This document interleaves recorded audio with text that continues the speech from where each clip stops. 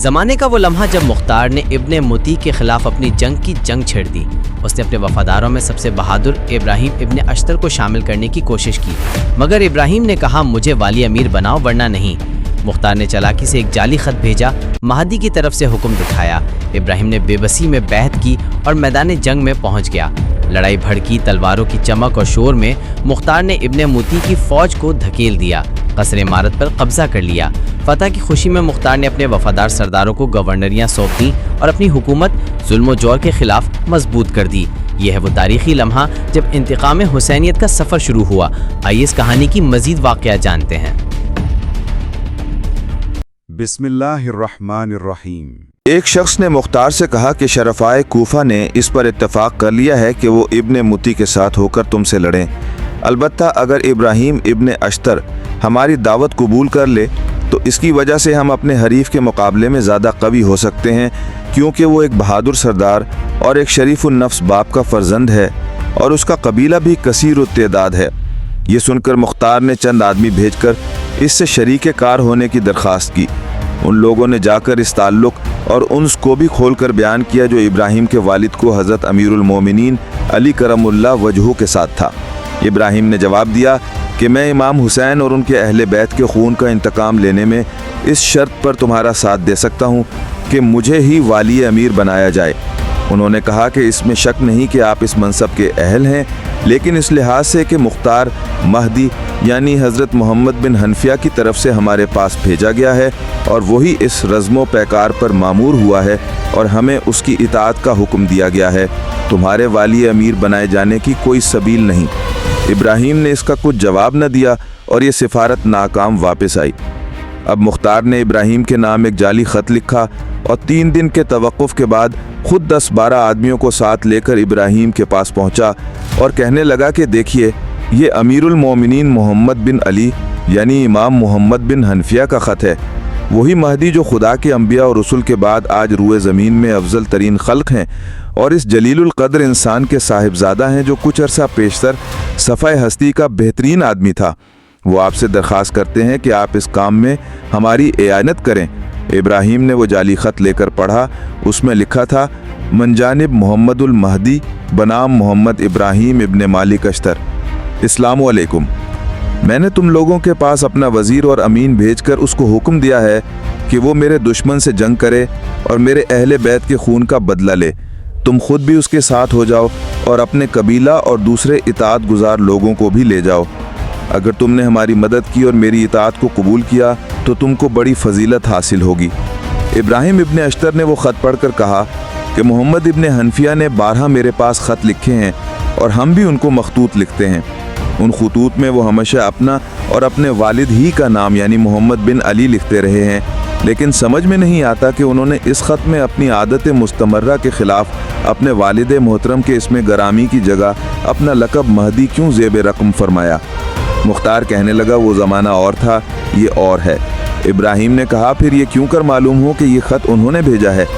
مختار کے تمام ساتھیوں نے اس کی شہادت دی کہ واقعی یہ خط حضرت محمد مہدی ہی نے بھیجا ہے۔ گو ان گواہوں کی وہی حیثیت تھی جو قادیانی معجزات کے شاہدان عدل کی ہوا کرتی تھی۔ تاہم ابراہیم کو انکار و استرداد کی کوئی صورت نظر نہ آئی۔ صدر فرش سے ہٹ کر مؤدب ہو بیٹھا اور مختار کو صدر چن کر اس سے بیعت کر لی۔ اب ابراہیم نے اپنے قبیلہ کے لوگوں اور دوسرے متعلقین کو بلایا۔ جب سب جمع ہو چکے، لائحہ عمل پر بحث ہوئی اور قرار پایا کہ تاریخ 4 ربیع الاول 66 ہجری کی رات کو خروج کریں۔ عبداللہ بن متی کو معلوم ہو چکا تھا کہ مختار عنقریب حملہ آور ہوا چاہتا ہے، اس لیے اس نے شرفائے شہر کی قیادت میں فوج اور پولیس کے آدمی متعین کر کے شہر کی ناکہ بندی کر دی۔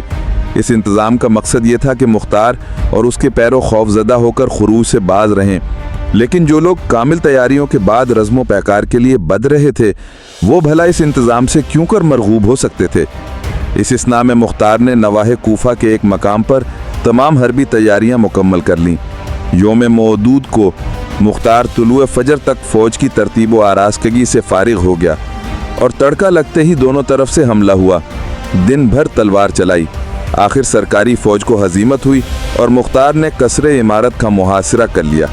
یہ محاصرہ 3 دن تک جاری رہا۔ جب ابن متی کی قوت مدافعت بالکل جواب دے بیٹھی تو اس کے ایک فوجی افسر شیس ابن ربی نے اس سے کہا کہ اب اپنی اور اپنے ساتھیوں کی خیر منائیں، اس وقت نہ آپ اوروں کو بچا سکتے ہیں نہ اپنے تئیں محفوظ رکھ سکتے ہیں۔ ابن متی نے کہا اچھا بتاؤ کیا کیا جائے؟ شیس نے کہا میری رائے یہ ہے کہ آپ اپنے اور ہمارے لیے امان طلب کیجئے۔ ابن متی نے جواب دیا کہ مجھے اس شخص سے امان مانگتے ہوئے نفرت ہے، خصوصاً اس حالت میں کہ حجاز اور بصرہ ہنوز امیر المومنین عبداللہ بن زبیر کے زیر نگی نہیں ہے۔ شیس نے کہا اگر یہی خیال ہے تو پھر آپ نہایت رازداری کے ساتھ کہیں نکل جائیے، بالفعل آپ کوفہ میں ہی کسی قابل اعتماد آدمی کے ہاں ٹھہر سکتے ہیں، اس کے بعد موقع پا کر اپنے آقا کے پاس مکہ معظمہ چلے جائیے گا۔ دوسرے شرفائے کوفہ نے بھی عبداللہ بن متی کو یہی رائے دی۔ ابن متی قصر عمارت سے نکل کر ابو موسیٰ کے مکان میں جا چھپا۔ اس کی روانگی کے بعد ابن متیہ کے حامیوں نے دروازہ کھول دیا اور ابراہیم بن اشتر سے کہا کہ ہم امان چاہتے ہیں۔ اس نے کہا تمہیں امان ہے۔ یہ لوگ قصر سے نکلے اور مختار سے بیعت کر لی۔ مختار قصر میں داخل ہوا اور وہیں رات گزار کے صبح کو شرفائے کوفہ اس سے مسجد اور قصر کے دروازہ پر ملاقاتی ہوئے اور کتاب و سنت اور قصص رسول اللہ اور اہل بیت کے خون کے انتقام جوئی پر بیعت کی۔ اس کے بعد مختار شرفائے کوفہ سے حسن سلوک کرتا رہا۔ اس اسنا میں اسے بتایا گیا کہ ابن متیہ ابو موسیٰ کے مکان میں ہے۔ یہ سن کر خاموش ہو گیا، مگر اس کی بلند ہمتی دیکھو کہ شام کے وقت 1,00,000 درہم ابن متیہ کے پاس بھیج دیے اور کہلا بھیجا کہ اس کو ضروریات پر خرچ کرو، مجھے معلوم ہے جہاں تم اقامت گزیں ہو، اور یہ بھی چاہتا ہوں کہ بے زری اور تہی دستی نے تمہیں گوشہ نشینی چھوڑنے سے روک رکھا ہے۔ لیکن اس حسن سلوک کی وجہ یہ بتائی جاتی ہے کہ کسی زمانے میں ان دونوں میں دوستی رہ چکی ہے۔ مختار نے کوفہ کے بیت المال میں 90 لاکھ روپے کی رقم پائی، جس میں اس نے ان 503 بہادروں میں جو ابن متیہ کے محاصرہ قصر کے دوران میں لڑے 500 درہم اور ان 6000 متحاربین کو جو محاصرہ کے بعد 1 رات اور 3 دن تک اس کے ساتھ رہے تھے 200 درہم فی قسط تقسیم کرے۔ اس فتح سے مختار حجاز مقدس اور بصرہ کی ولایت کو چھوڑ کر باقی ان تمام ممالک پر قابض ہو گیا جو حضرت عبداللہ بن زبیر کے زیر نگین تھے۔ یہ وہ وقت تھا جبکہ اس نے اپنے اعلیٰ مرتبہ اور عروج کی تصویر اپنی آنکھوں سے دیکھ لی اور نظر آیا کہ اسلامی دنیا کا ایک بہت بڑا حصہ اس کے علم اقبال کے آگے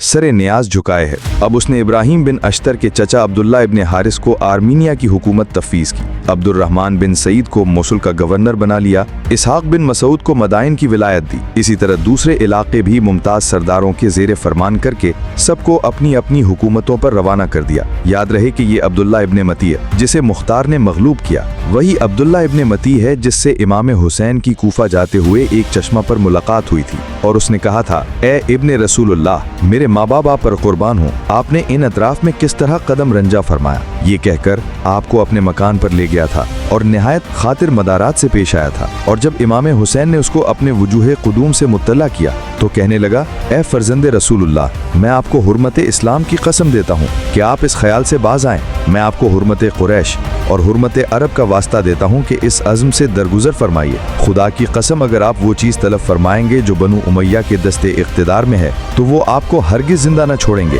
آپ کو خدائے یگانہ کا واسطہ کوفہ جا کر اپنے آپ کو بنو امیہ کے دست امان میں نہ دیجیے۔